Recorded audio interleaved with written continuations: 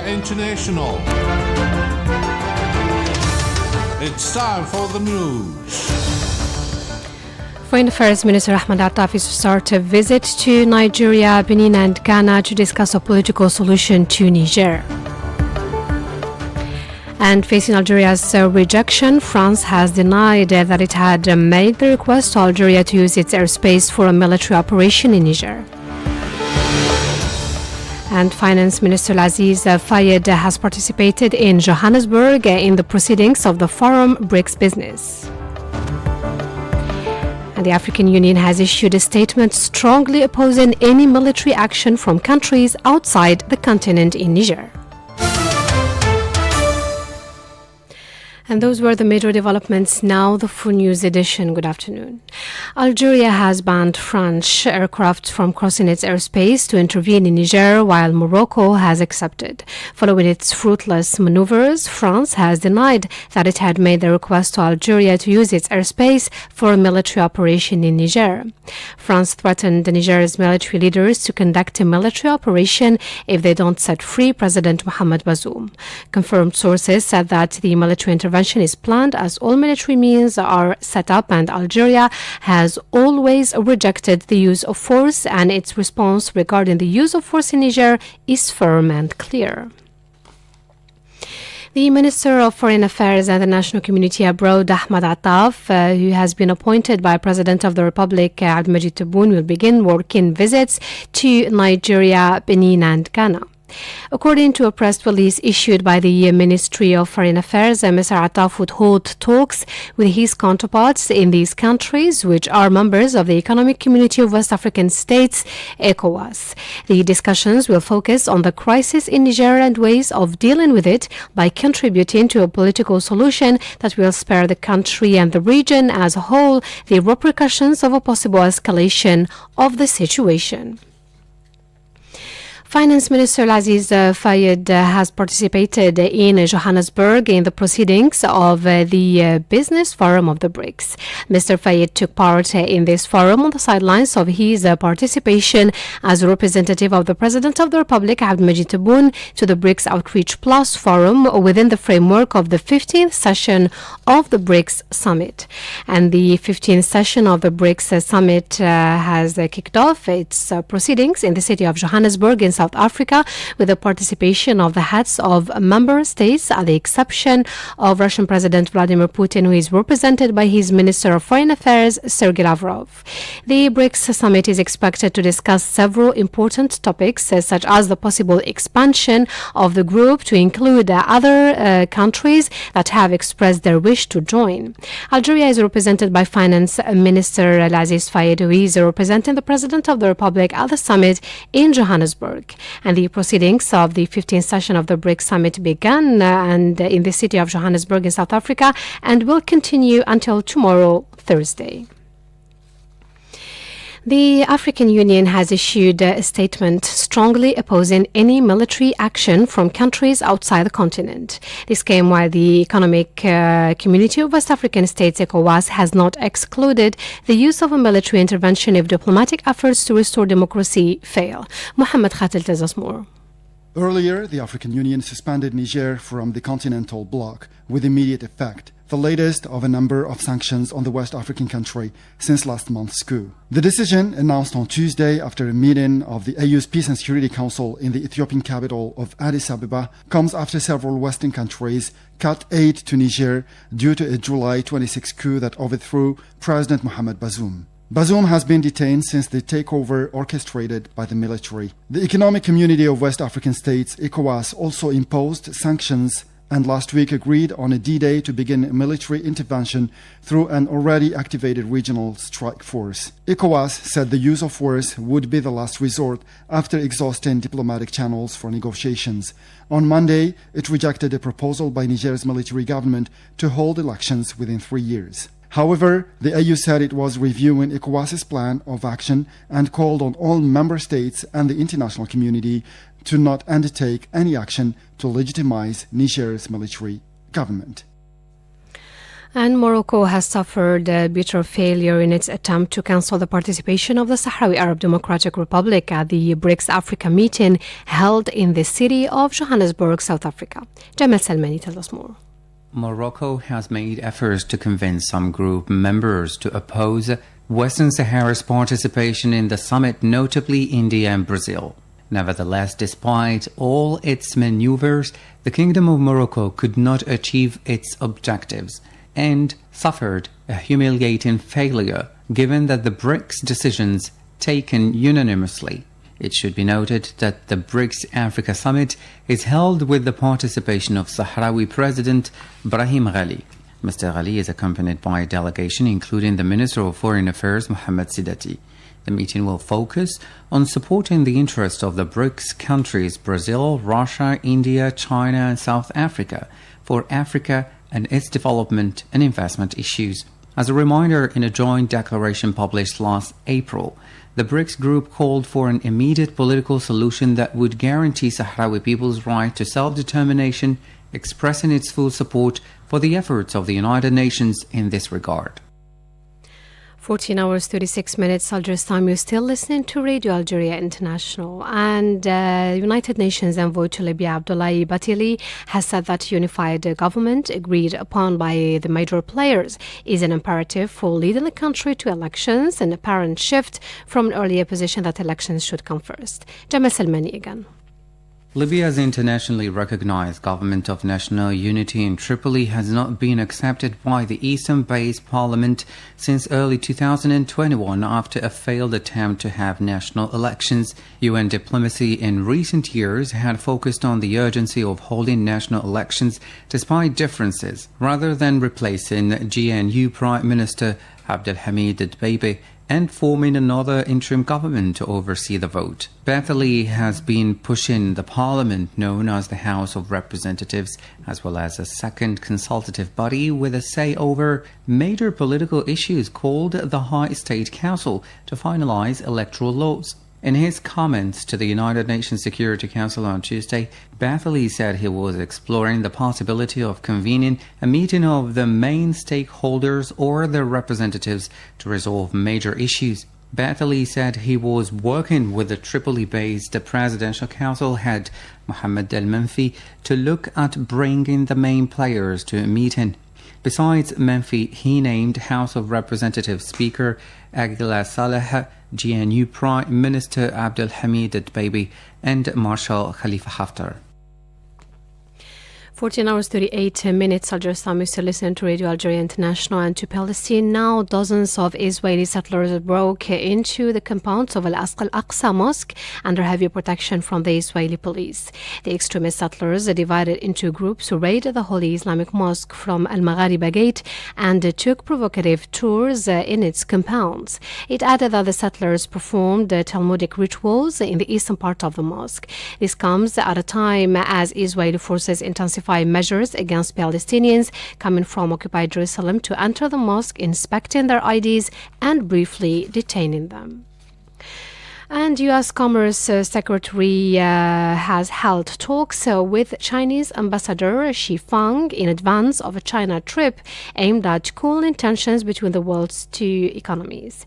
Raimondo is due to visit Beijing and Shanghai next week for talks on economic issues, including challenges faced by U.S. businesses and areas of cooperation. The August 27-30 visit comes as Washington is seeking to stabilize U.S.-China relations, which have soared amid disputes over a host of issues, including national security, the war in Ukraine, trade, and the status of Taiwan. You still listen to Radio Algeria International. And back to Africa, the Democratic Republic of the Congo is grappling with a dire humanitarian crisis fueled by ongoing political instability and armed conflicts, severely impacting the entire food supply. Jamal Salmani.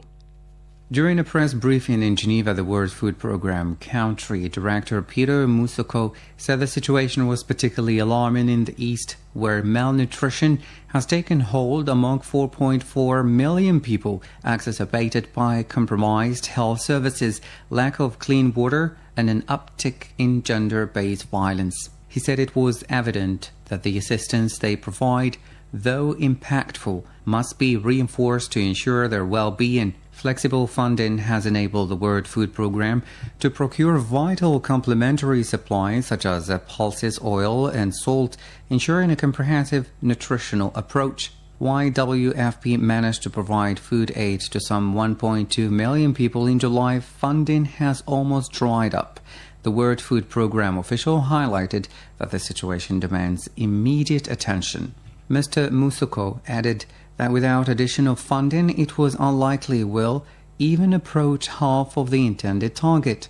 Globally, the Democratic Republic of the Congo has the world's largest number of food insecure. 1 in 4 Congolese, about 25.8 million people, cannot meet their basic food needs.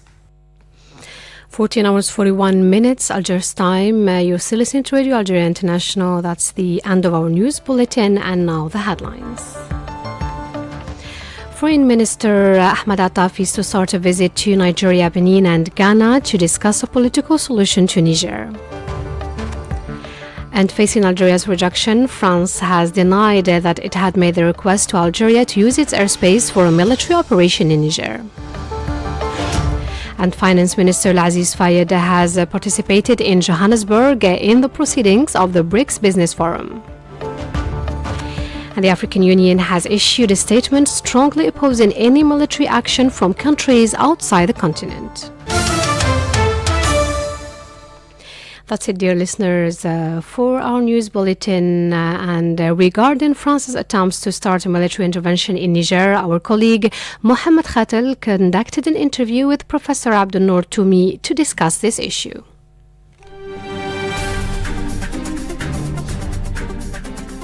Professor Abdel Nour Toumi, France has requested Algeria's approval to use its airspace in order to conduct a military operation in Niger. A request that was categorically rejected by Algiers. How do you see that request? Good afternoon, sir, and thank you for having me on the show. It is indeed, it comes in time of tension and profound crisis in Niger, and one would say in the entire Sahel region. So for Algiers' decision and categoric refusal of to the French authorities using its airspace for, I would say, a senseless military operation in Niger. So this is its clear message to Paris that Algiers is indeed using its full sovereign act, and also Algeria is seriously concerned about the consequences of any operation military in Niger. And it's very interesting, and Algeria has been pushing for a political solution in Niger, and also using its strength in its active diplomacy, looking for a diplomatic solution. And interesting enough, I think just a moment we were speaking, I just heard Algiers Foreign Affairs Minister, Mr. Ahmed Attaf, is heading or is on his way already to 3 countries, Nigeria, Benin, and Ghana, which are the core of this ECOWAS sub-regional organization, and trying again Algeria using its wisdom to find a diplomatic solution and avoid another chaos and anarchy on its borders. So this is actually the main message, and strategically and tactically.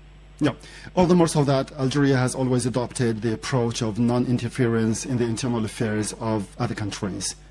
It is indeed, and it's a part of Algeria's foreign policy doctrine. It goes for decades, and nonetheless, lately Algeria has been very active and has also adopted a new foreign policy doctrine that leads to, of course, looking for diplomatic solution and being also or positioning itself in a posture of reconciliation for, again, internal conflicts. And we saw its important role that has been playing in Mali and even its reconciliation process in Chad and so on. And sure, it has solid, I would say and also strength in the Niger crisis. But unfortunately, as now has become clear that there are other forces and regional forces and international forces, actually powers, not really forces, who are behind these, I would say, timid diplomatic solution. But it is clear Paris is pushing for a military operation for all the reasons we all know. Exactly. So facing Algeria's rejection, France got Morocco's green light to use its airspace. It's yet another evidence that the Makhzen regime is ready to do everything to serve its interests, even if those interests run counter the interests of its neighbors. What's your opinion on that? I mean, it's obvious that the Moroccan regime will go against any good will operation or action coming from Algiers, and this again for all the reasons we know, because of the profound tensions or the permanent tensions that have been going on for quite time that led to the cut off of the diplomatic relations between Algiers and Rabat. And also the position of Rabat is clear, that is leaning with the other axis, that is Paris and the Zionist state. So to indeed to, I would say, not really corner, but just to make and to destabilize Algiers. But however, Algiers has been very, very active and very worried, and is having a new strategy. I mean, I mentioned the new diplomatic doctrine, but one has not to forget the new military doctrine that has been established in 2020, and the Article 95.3 that now Algeria is allowed to use or cross borders for military operations when it comes to its national interest. And this is, of course, it has a legal frame locally. I mean, it has authorization. The president has to be to get the accord or the agreement of the 2/3 of the both chambers in the Algerian parliament, and also according to the EUA and UN charters. So it's not really a surprise from coming from Morocco, and also because of the close ties between Rabat and Paris that goes for a long time. Nonetheless, there has been lately some tension between the two countries in the aftermath of the Pegasus scandal, and some President Macron's decision toward Rabat that didn't please the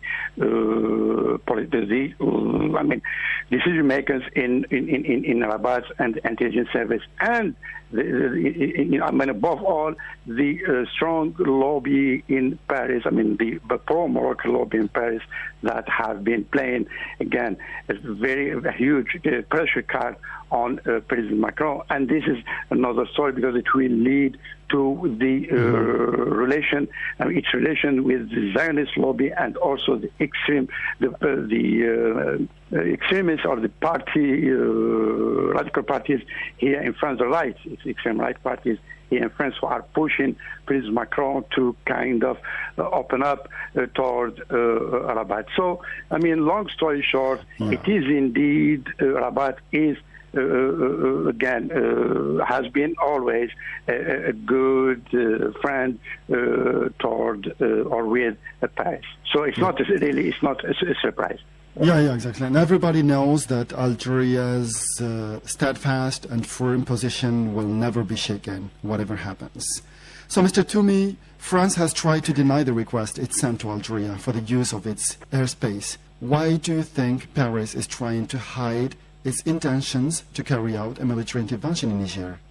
I mean, this comes, again, in a difficult time for Paris because, as we all know now, it's a huge decline of its prestige and diplomacy in the region, and also the French anti-sentiment that has been going on for decades now, in not only in the Sahel, but also across the North African and West Africa region.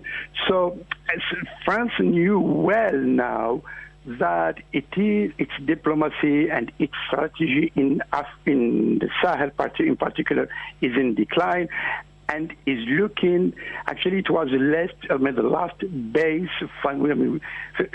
for France, because after losing Mali, Burkina Faso, Guinea, and some tensions, Central Africa, and again, some tensions also with Algiers. I mean, it's abnormal relations between Algeria and France the relations have been always tense, but now are reaching a certain level of, I would say, rupture. But anyhow, the French is trying to keep it, let's say, or play it safe.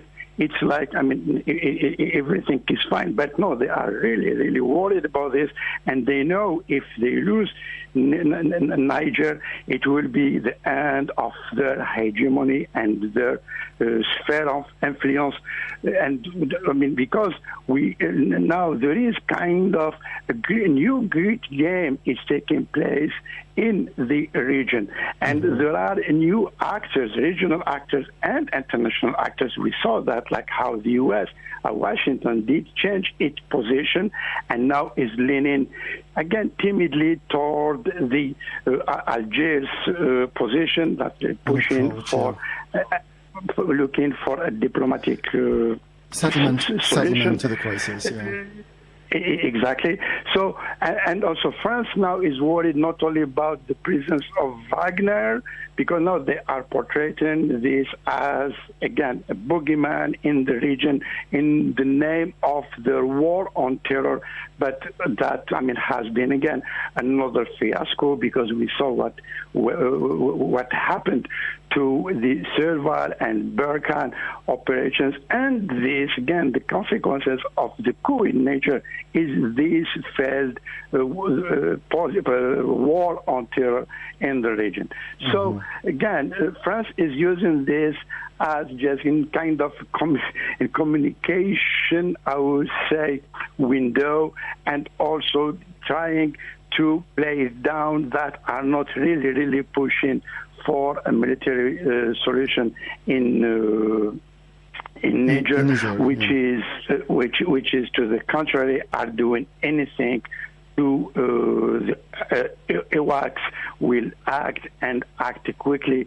But again, unfortunately, any military operation or intervention in Niger will be terrible for not only the national interests of France, but for the entire region. Absolutely. So, Mr. Toumi, it's no secret that any military intervention should be adopted by the UN Security Council, and France's decision to conduct its military intervention in Niger is lacking this adoption.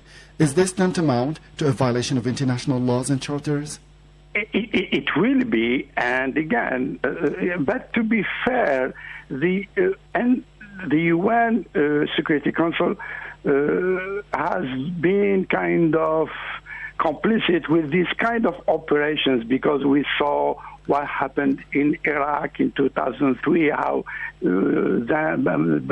George W. Bush, didn't even care about the existence of the Security Security Council of the UN, but this one, sure, I mean, France will be facing other members, permanent members who will have the veto right, like China and Russia, and eventually the US. But it will be an illegal operation, and this not vis-a-vis the Security Council Charter, but also vis-a-vis the African Union, and also we saw the clear decision of the Africa Peace and Security Council decision, I think yesterday or day before that, who are against any military operation, and also saying this as any act of this will be illegal. So the legality aspect will be will be embarrassing, or such an embarrassment for the so-called ECOWAS. But now we all know who is behind the ECOWAS, because this sub-regional organization has become a tool in the hand of Paris, and this is not new since its creation in 1975. Speaking of which, Mr. Toumi, so the Economic Community of West African States, ECOWAS, is trying to find a peaceful settlement to the crisis in Niger through the various and many meetings it has held so far, far from any recourse to force, whereas France is trying to do the contrary. What are the interests that motivate France's move? I mean, as I stated earlier, it's France's interests are in big stake in this context. And as I said, so France knows now Niger has become its last base in the region.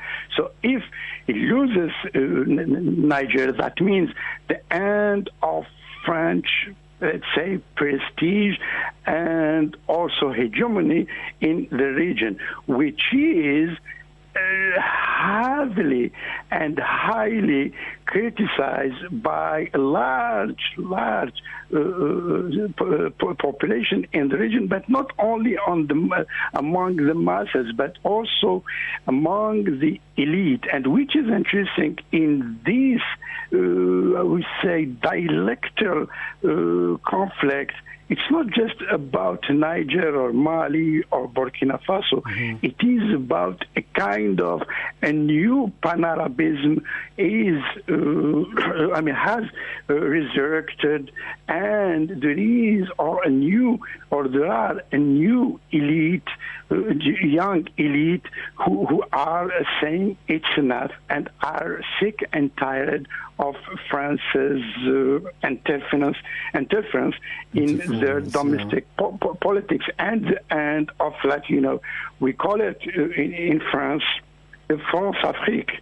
So the France-Afrique, even though it's, like 3 decades ago in La Baule summit, President Mitterrand then tried to end it, but it did, resurrect and came stronger under Sarkozy and Hollande and now Macron.